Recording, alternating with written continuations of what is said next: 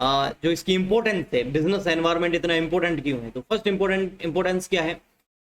In enables the firm to identify opportunity and getting the first mover advantage। का मतलब पता है क्या हुआ, बहुत अच्छा पॉइंट है ये। अगर आप भी बड़े होके अगर कोई बिजनेस करो, ये चीज जरूर ध्यान रखनी, ठीक है। क्या है,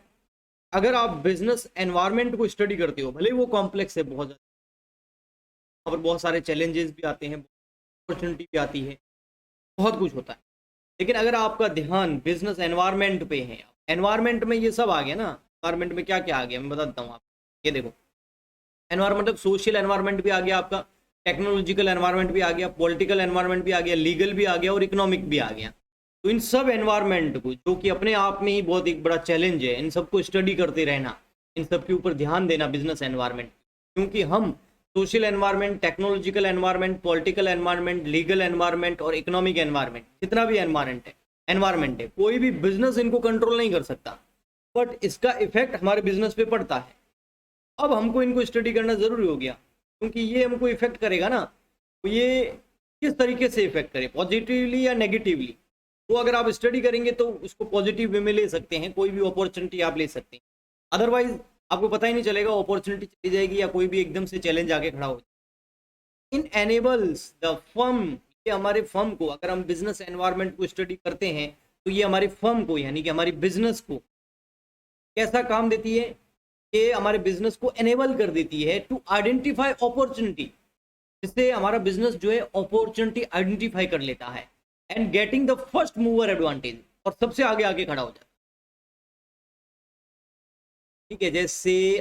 फॉर एग्जांपल के लिए मैं आपको दूं, मारुति सुजुकी का जो है एग्जांपल इसके ऊपर आता है। मारुति सुजुकी जो है 4 व्हीलर गाड़ी बनाती है ना, कारें बनाती है। तो पहले क्या होता था पता है, बड़ी बड़ी कारें बनती थी, छोटी कारें नहीं बनती थी। मारुति सुजुकी ने जो है इंडियन मार्केट को समझा, इंडिया की जो सोशल लाइफ है, जो इकोनॉमिकल लाइफ है, यहाँ की लीगल है, पॉलिटिकल है, इन सब जो बिजनेस एनवायरनमेंट, इन सबको स्टडी किया, तो उनको लगा कि ये बड़ी बड़ी कारें जो है ना, ये बहुत महंगी आती है, ठीक है, उसमें मेंटेनेंस भी ज़्यादा होता है, हर किसी के पास इतना स्पेस भी नहीं है उसको रखने का। इंडिया के अंदर तो हर किसी के पास, अगर आप चाहते हो कि गाड़ी हो, लगभग, है ना, पॉसिबल नहीं है हर किसी के पास, लेकिन फिर भी अगर मार्केट में अगर डिमांड बढ़ानी है इस चीज़ की, ऑटोमोबाइल्स की, तो छोटी कारें बनाना बहुत ज़रूरी है। इस चीज़ को अपॉर्चुनिटी के हिसाब से इन्होंने देखा, और मारुति सुजुकी ने सबसे पहले छोटी कारें इंडिया में निकालनी स्टार्ट कर दी, और अभी इंडिया की नंबर 1 कंपनी बन के बैठी, ओके। चाहे वो मारुति वैगनार हो, या फिर अल्टो हो, सियाज हो, है ना, तो ये इतनी सेल होती है ना इनकी, जिसकी कोई हद नहीं है, ठीक है। कैसे हुआ ये सब, मतलब उनका प्रोडक्ट कितना सेल हो गया, ये कैसे हुआ, उन्होंने आइडेंटिफाई किया अपॉर्चुनिटी को। अपॉर्चुनिटी क्या थी, एक्चुअल में था चैलेंज कि बड़ी गाड़ी को कैसे बेचे, क्योंकि ना तो इतना किसी के पास स्पेस होता रखने के लिए, है ना, पॉपुलेशन ज़्यादा है ना इंडिया के अंदर, इतना स्पेस भी नहीं होता, महंगी भी आती है, मेंटेनेंस भी ज़्यादा लगती है, और हर किसी को इतनी बड़ी गाड़ी चाहिए भी नहीं।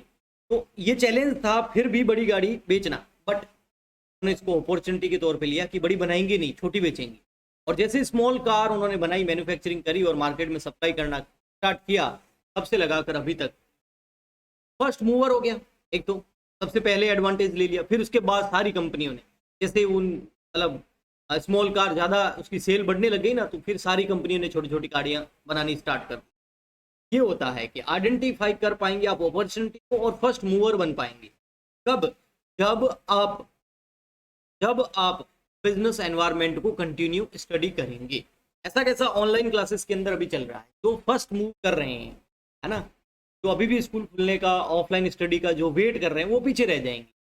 और जो अभी जो सिचुएशन है, जो हमारे एनवायरनमेंट की सिचुएशन है, हमारी इकोनॉमिक सिचुएशन है, अभी जो भी ये हमारी सिचुएशन है, इस सिचुएशन के हिसाब से ऑनलाइन स्टडी ही बेस्ट है, ओके, ठीक है। हाँ, तो वो ये, अगर बिजनेस एनवायरनमेंट को कोई ध्यान रखता है तो आइडेंटिफाई करेगा अपॉर्चुनिटी को, और फर्स्ट मूवर बनकर मार्केट का बादशाह बन जाए। Second, in help the firm to identify threats and early warning signals. इससे क्या होता है, इट हेल्प्स द फर्म, ये फर्म को हेल्प करता है आइडेंटिफाई थ्रेट्स, कोई प्रॉब्लम्स आ रही हो, कुछ भी आ रहा हो, ऐसा चैलेंज आ रहा हो कोई बड़ा, तो हम अगर बिजनेस एनवायरनमेंट, हम मतलब बिजनेस के जो मैनेजर हैं, टॉप लेवल के मैनेजर हैं, वो बिजनेस एनवायरनमेंट के ऊपर स्टडी करते रहते हैं, कंटिन्यू स्टडी करनी होती है, एक दिन भी रुकना नहीं होता है, देखते रहना, आंखें खुली रख के कि क्या चल रहा है मार्केट के अंदर, सोशल लाइफ कैसी, इकोनॉमिकल लाइफ कैसी, टेक्नोलॉजी क्या चेंज हो रही है। अगर इनको स्टडी करते रहेंगे तो जो चैलेंज आने वाला है ना वो पहले से दिख जाएगा, और अगर पहले से दिख जाएगा तो हम पहले से वार्निंग मिल जाएगी, है ना, और फिर वो बिजनेस उससे फाइट करने के लिए या उस चैलेंज को अपॉर्चुनिटी कन्वर्ट करने के लिए रेडी रहता है। इसका अगर एग्जांपल देखें, for if an Indian film find that a foreign, मैं बताता हूँ आपको इसका एग्जांपल, ये इससे अच्छा एग्जांपल मैं बताता हूँ तो आपकी बुक में लिखा हुआ है। फॉर एग्जांपल के लिए अभी बताया आपको, जो बड़े पर्दे पे मूवीज लगती थी यानी कि थिएटर्स के अंदर, ठीक है, अभी जो लोग, जो फिल्म मेकर या जो स्टार, जो प्रोड्यूसर या जो डायरेक्टर, जो मूवी बनाने वाले हैं, फिल्म मेकर्स जो हैं, वो अभी मूवी बना के सिर्फ ये वेट करें, ये मूवी तो हम थिएटर के अंदर रिलीज करेंगे भैया जी, तो इसका मतलब वो बिजनेस एनवायरनमेंट को स्टडी नहीं कर। यहाँ पर इंटेलिजेंट कौन है, जो मूवी इस पे लॉन्च कर रहा है, ये अमेजन प्राइम फिर आ रहा है ना मोबाइल में, है ना, तो ये मोबाइल एप्लीकेशन है ना, सोनी लिव वगैरह मोबाइल की जो एप्लीकेशन है, जो यहाँ पर मूवी लॉन्च कर रहा है वो फायदे में है, और जो थिएटर का अभी वेट कर रहा है, इसका मतलब उसने गवर्नमेंट को अच्छे से, थिएटर कब खुलेंगे कोई नहीं कह सकता। अच्छा, खुलने के बाद में भी लोगों कौन से उस इंटरेस्ट से जाएंगे जैसे पहले जाते थे, लोगों की हैबिट धीरे धीरे चेंज हो जाएगी। आया समझ में?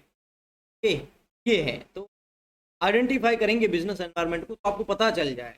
कि अभी अगर कोई एक मूवी बनाता है उस पर 100 करोड़ रुपए लगाता है तो वो फेल है, क्योंकि फिर वहाँ आपको थिएटर में रिलीज करना, आप उस हिसाब से उसमें ग्राफिक्स वगैरह करते हैं। मैं इसमें सबसे बेस्ट मानता हूँ आपके जो ये अभी वेब सीरीज वगैरह आ रही है, आयुष्मान खुराना है, ये छोटे छोटे हैं एक्टर, बहुत ज़्यादा पैसा भी खर्च नहीं करते हैं और एनवायरनमेंट को समझ, मतलब बहुत कम पैसे में बहुत अच्छी मूवी बना देते हैं, है ना, कोई बड़े बड़े ऐसा इन्वेस्टमेंट नहीं करते, बस गंगा किनारे जाके काशी वगैरह इधर उधर, क्योंकि इंडिया के रियल कल्चर को दिखा देते हैं, छोटी सी स्टोरी इंटरेस्टिंग, फैमिली के साथ देख सको, ऐसी मूवी बना के पैसा कमा के निकल जाते हैं, है ना। हाँ, अभी घर पे ही सब देख रहे हैं, ओके ठीक है। तो ऐसे ये कैसे कर रहे हैं, जैसे बेस्ट एग्जांपल है आयुष्मान खुराना, जो है ना, बड़ा दिमाग वाला बंदा है, क्या करता है वो, मतलब कोई बड़ा इन्वेस्टमेंट नहीं करता, कोई बड़ी मूवी में नहीं बनाता, एक बढ़िया इंटरेस्टिंग स्टोरी लेता है, तो एक रूम के अंदर, एक घर के अंदर, एक गली के अंदर, एक कोई नदी के आसपास में, कोई गंगा के आसपास में, काशी के कुछ मंदिर पुरानी दिखा के पूरी फिल्म को वो पूरी स्टोरी को बढ़िया तरीके से एकदम प्रेजेंट कर देता है बहुत कम खर्चे के अंदर, और फिर उसके बाद वो मूवी बेनिफिट, पैसा डूबने का चांस वैसे भी नहीं, यूपी में ही इधर उधर चला जाता है, समझ में आया।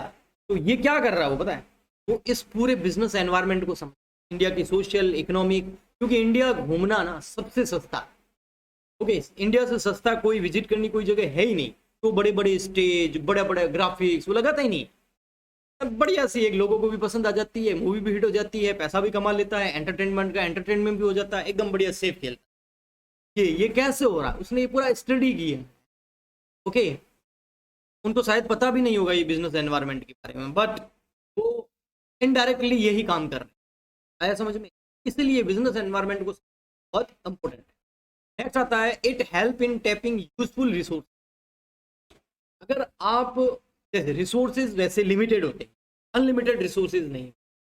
बट आप अगर यूजफुल रिसोर्सेज ही लेना चाहते हैं, यूजफुल तो आपके बिल्कुल यूज आए, मतलब बेकार नहीं जाएगा, तो वहां पर आपको बिजनेस एनवायरनमेंट को समझ, जैसे कि मैंने अभी मूवी का एग्जांपल, यूजफुल रिसोर्स, एक अच्छा सा एक्टर ले लिया, खुद एक्टिंग कर लेता है, खुद ही गाने गा लेता है, ठीक है, बढ़िया सा एक में कोई सिंगर ले लिया, सब कुछ एकदम सिस्टमेटिक यूजफुल रिसोर्सेज लेके कम खर्चे के अंदर बढ़िया एक मूवी। अगर आप ये चाहते हैं कि आप यूजफुल रिसोर्सेज को टैप करें तो आपको बिजनेस एनवायरनमेंट को समझना जरूरी है। It help in कॉपिंग with rapid changes. अगर आप चाहते हैं कि जो कंटिन्यू चेंजेस होते रहते हैं, क्योंकि business environment is a continuous process, dynamic process, okay, business environment के अंदर चाहे इकोनॉमिक हो, सोशल हो, टेक्नोलॉजिकल हो, लीगल हो, सारे एनवायरनमेंट जो है, जो भी है, वो सब कुछ कंटिन्यूसली चेंज होता रहता है, कोई भी, है ना, सब स्थिर नहीं रहता है, फिक्स नहीं रहता है, चेंजेस आते रहते हैं एनवायरनमेंट के। आप चाहते हो कि वो जो भी रैपिड चेंज हो रहे हैं आप उसकी फटाफट कॉपी कर लें और उसके हिसाब से चलें, तो आप सबसे आगे रहेंगे। इसके लिए आपको बिजनेस एनवायरनमेंट को समझना पड़ेगा, इसलिए बिजनेस एनवायरनमेंट जो है बहुत ज़्यादा इंपॉर्टेंट है। नेक्स्ट आता है, it help in assisting in a planning and policy formulation. आप चाहते हो कि मैं फ्यूचर के हिसाब से एक अच्छी सी प्लानिंग करूं, एक पॉलिसी बनाऊं, मेरे पॉलिसी का फॉर्मुलेशन कर दूं, तो भी आपको बिजनेस एनवायरनमेंट को, क्योंकि अगर मान लेते हैं आपने एक प्लान बना दिया, फॉर एग्जाम्पल के लिए मैं अभी एक एग्जाम्पल लेता हूँ। फॉर एग्जाम्पल के लिए कोई बच्चा जो है भाड़ में गया, सब कुछ उसको कुछ पता नहीं है, वो बस प्लान बना के बैठा है, मैं कोचिंग जाऊंगा, ऑफलाइन ऑफलाइन स्कूल जाऊंगा, मेरे ऑफलाइन एग्जाम होंगे 3 घंटे के, बड़ा सा पेपर आएगा पहले की तरह से, और फिर ये होगा क्या, अब उस हिसाब से उसने पूरी प्लानिंग कर, क्या ये पॉसिबल है? क्यों? पूरा चेंज हो गया है।